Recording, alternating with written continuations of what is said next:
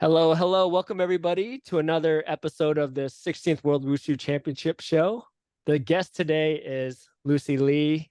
Hi, Lucy. Welcome. Hello, thanks for having me.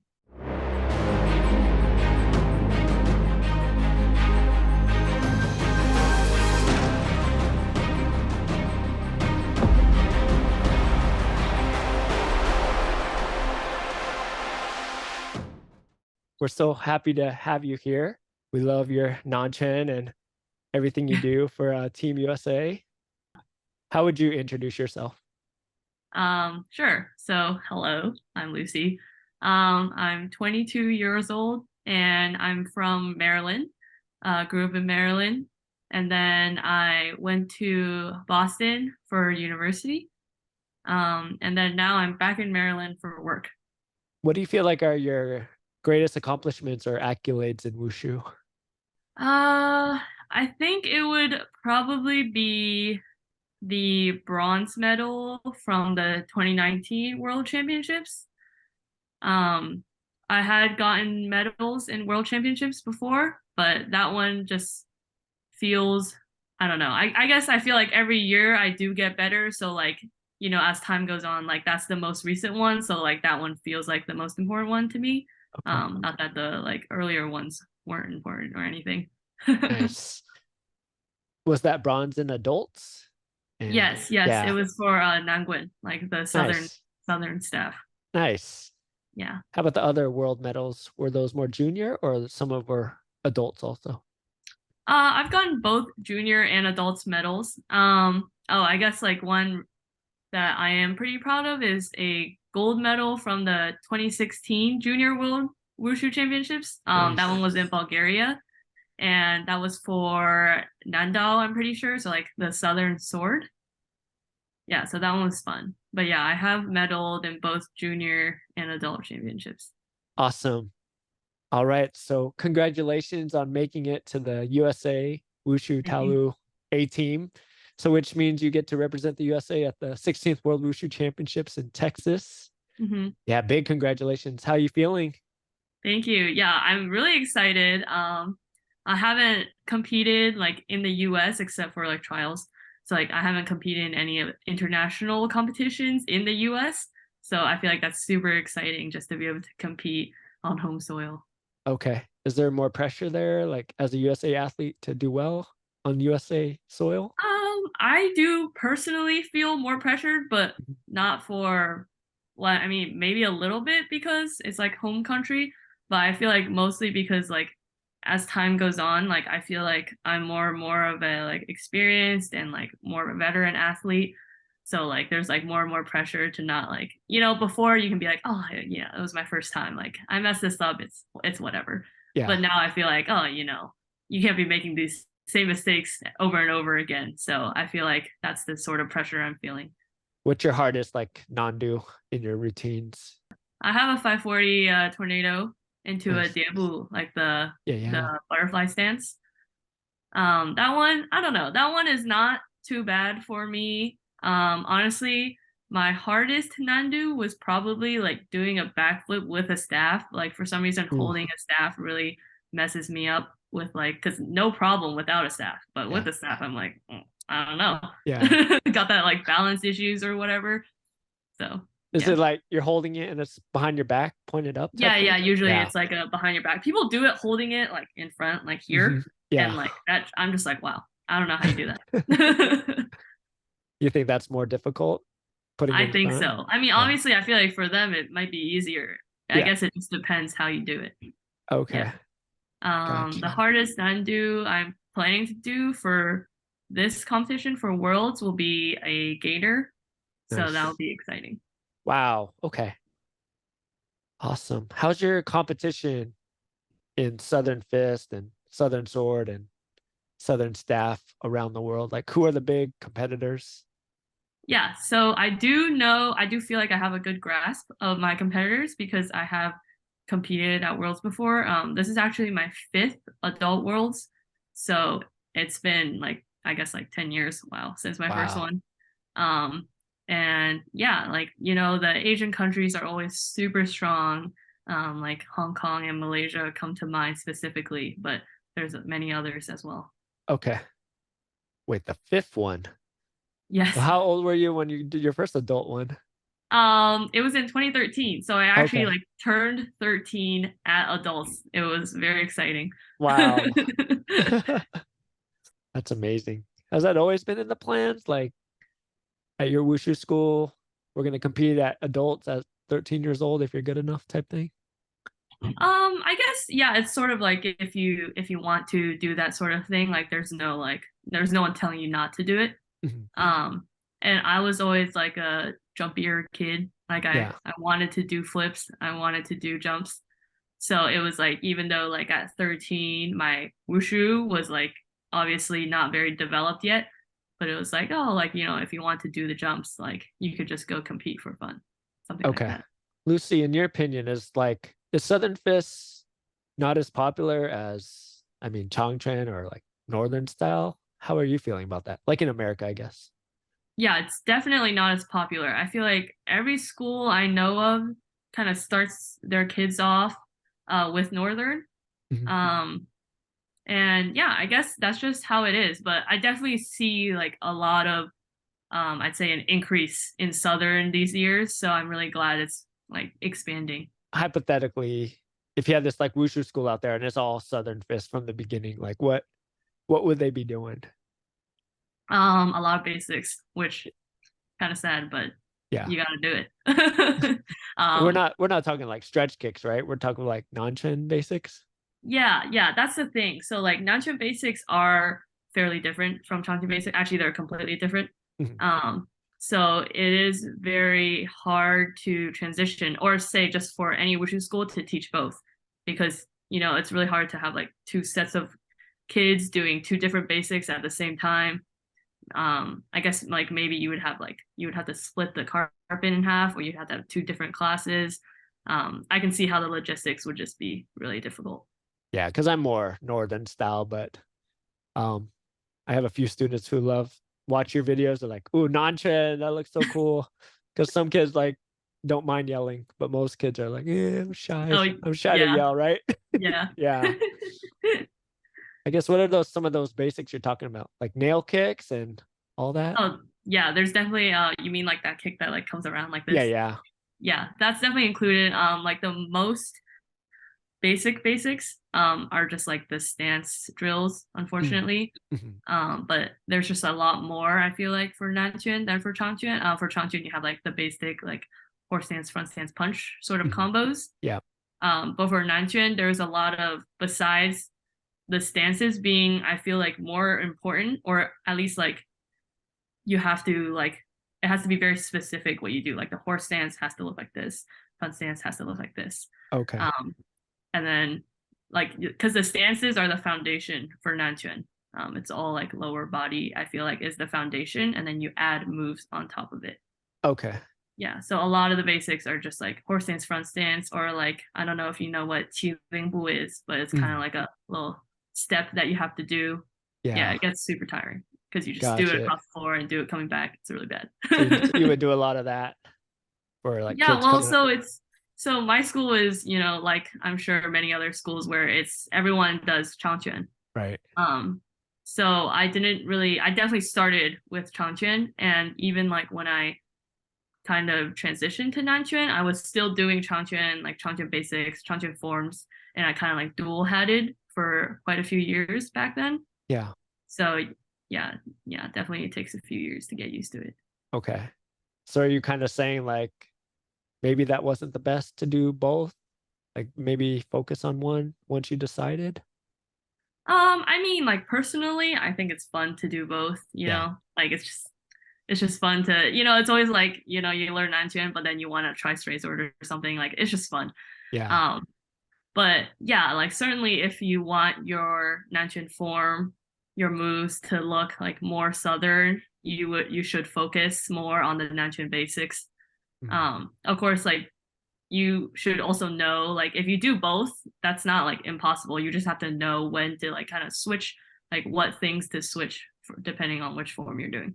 Awesome. Is there a sequence of forms you were thinking? like students who want to do Nanquan should go through?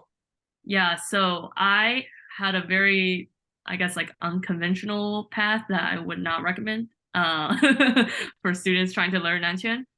So basically, for me, honestly, um, like when I switched to Nanquan, I really didn't know anyone who did Nanquan. Mhm. It was like my coach at my Wushu school had some like Chinese coaches and athletes come and mentor us for a little bit. I think it wasn't long, maybe like a week or so. Yeah.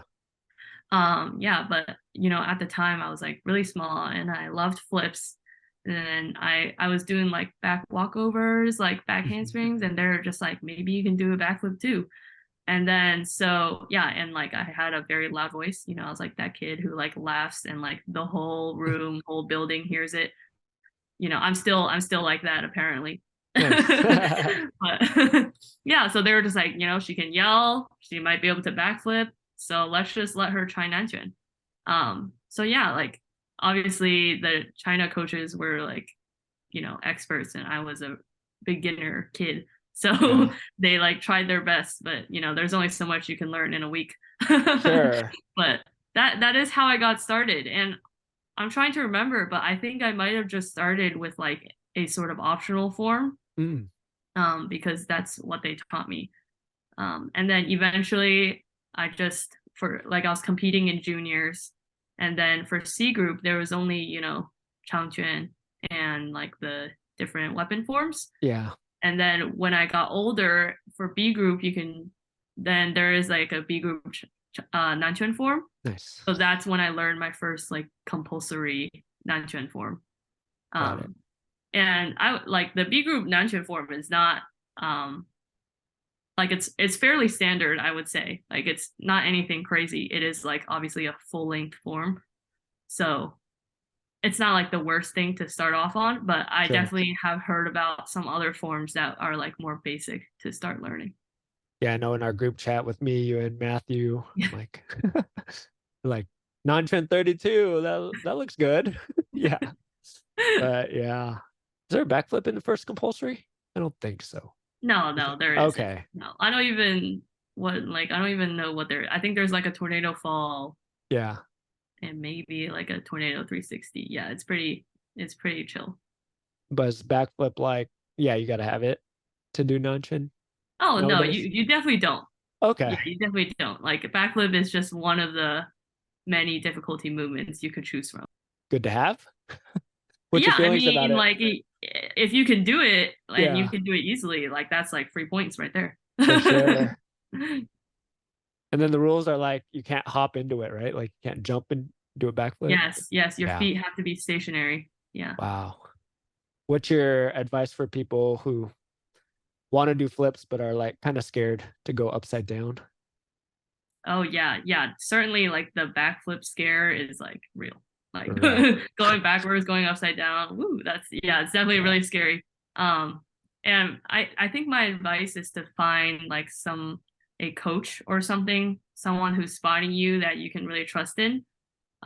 Because like once you have that trust, it's easier for you to like mentally let go of the fear and go for it. And then obviously, if you don't know how to do it, like you're looking for technique tips, like that's something you should also like ask for.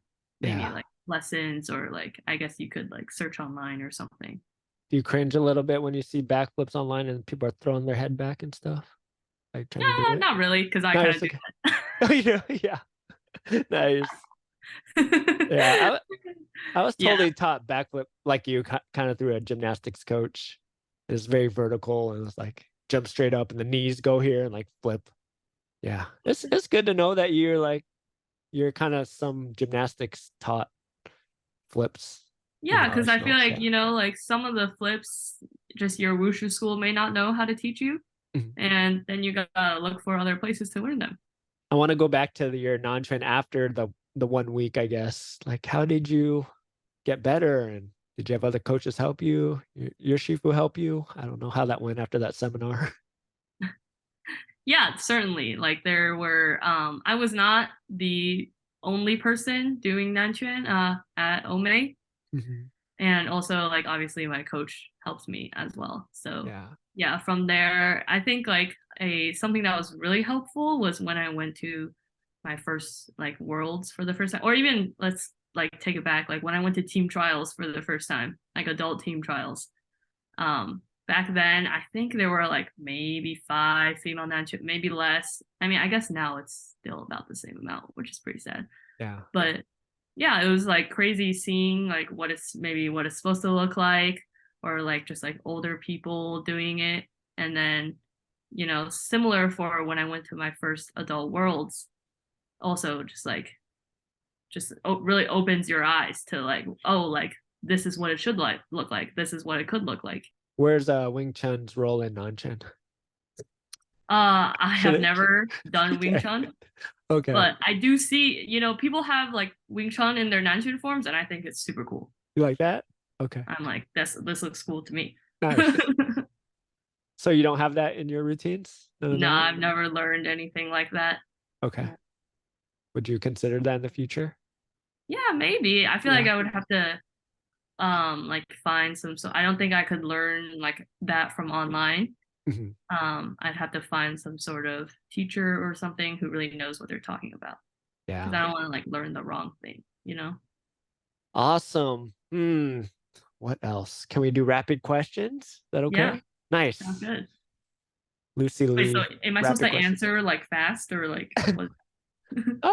Whatever you want. It's fine. I just want to give you a bunch of random questions. All right, Yeah. love it. Yeah. Okay. Wushu group lessons or Wushu private lessons? Group lessons. Really? Nice. Well, it depends. Is a Yeah. private lesson like just me, or is a private lesson like 5 people? You and a coach, I guess. Oh, group lessons. Still. Yeah. Tell me why. Well, I just think it's so much better when you train with other people, like other people are doing it. Obviously, like the coach is really important. Yeah. But when you're doing it with other people, it's just like, first of all, there's like more motivation, like more encouragement, like, that sort of thing. And then also, then you don't actually get stuck in some sort of like feedback loop with yourself. That's bad. It's always good to like see someone else maybe doing the same thing. Nangun or Nandao? Nandu. Wow, cool. Um, backflip or gainer? Oh, I guess gainers are cooler. So let's go with gainer. Just lots of practice, I guess. Honestly, I mean, every five, like, depending on if you're doing the tornado or the jump outside kick, Mhm. there's lots of different technique. And even like if you're doing tornado, like everyone does it differently. So first you have to obviously like do it consistently during practice, like at the rotation during practice. And you have to like land it consistently during practice. And then you have to land it consistently like in your form during practice. So yeah, lots of repetition, and then obviously like you have to learn the technique first and then get that repetition in. Do you prefer training on a gymnastics floor or like a floor with a wushu carpet just on top of concrete? Yeah. I mean, honestly, I have very rarely trained wushu on gymnastics floors. Okay. Like I do go to like sort of gymnastics gyms to practice my Nandu occasionally. But if I'm doing wushu, it's like at the wushu school on the Okay. wushu carpet. What's your advice for that girl out there watching this? Loves Nanchen, just like she saw it, she wants to do it. Like, what's your advice for her to get as good as you in the future? I think you just like there's lots of instructional Nanchen videos out there, especially after COVID. I feel like the like online presence of Wushu really increased a lot during COVID, since everyone, you couldn't like practice in person. So people were releasing things online, which was great. Mm. And obviously there's also like past competition videos, which are always super useful to watch. But yeah, I think like if you want to do Nanquan, like much the same as Changquan, you gotta just practice the basics, practice the jumps, and then practice the forms. All right, Lucy, I'm gonna let you go now. Any last words you want to tell everybody watching this or listening? Nope, not really. Okay. Keep doing wushu. Yeah, Woo! keep doing wushu. Yeah, best of luck in Texas. We're super proud of you and all these years of representing the Southern style. It's awesome. Yeah, best Thank of you. luck to Thank you. you. Do you want people to have signs or anything or chant your name? I mean, that'd be funny. Yeah. I would appreciate it. Do you like the Jayo chants or does that mess you up? No, those are fun. You I like feel that? like Okay. yeah, in Nanquan you already have like I'm already screaming in my form. Yeah. And I feel like for some people when they do Southern, when they scream, it feels like, oh, that's another move. Like I have to scream and I'm using all my energy. And then my next move is gonna be so tired because it's right after the scream. But Yeah. for me, and I feel like for a lot of other Nanquan people, the scream actually like re-energizes you, sort of thing. Sure. Like after you scream, you feel like, oh my gosh, like I'm so powerful. Yeah. And like, yeah, so that's how it works for me. So I feel like the Jiao chants also really help with that. Okay. Yeah. Is there an art to the scream? Should the scream be like highest pitch possible, medium, low? What do you think? Well, there's definitely no requirements. Like you can do anything. Uh, Yeah. I mean, I feel like there is a like a standard way of screaming, um, which is like, I mean, at least for girls, it's like fairly high pitched. Okay. It's probably like as fierce as you can make it, sort of thing. So Yeah. whatever that looks like to you. You practice that? You're screaming? Or just I randomly? mean, I practice it like during my forms. So Okay. like, as I'm practicing other things, I don't think I've ever like just like stood there and practiced my screaming. Yeah. Like sitting down right now, just practicing? No. I don't think I'd be able to. I feel like, Okay. yeah, I feel like the scream like has to go with the movement. You know what I Yeah. mean? Yeah. So, yeah. Does Scream like want to be like a horror movie? Scream? A horror movie Yeah, I screaming. guess. Like I'm trying I to feel think like of that's the probably best. too like Too scared. much. But yeah, Okay. like you want to be like not the one like being scared, but the one scaring other people. Okay. Love Yeah. that. All right. That's gonna make it as a clip. Sounds good, Oh Lucy. no. No, it's good. All right. Thank you so much. And thanks everyone for watching. And see Lucy in Texas. Jayo Lucy, you got this. Thank All you. right. Thank you.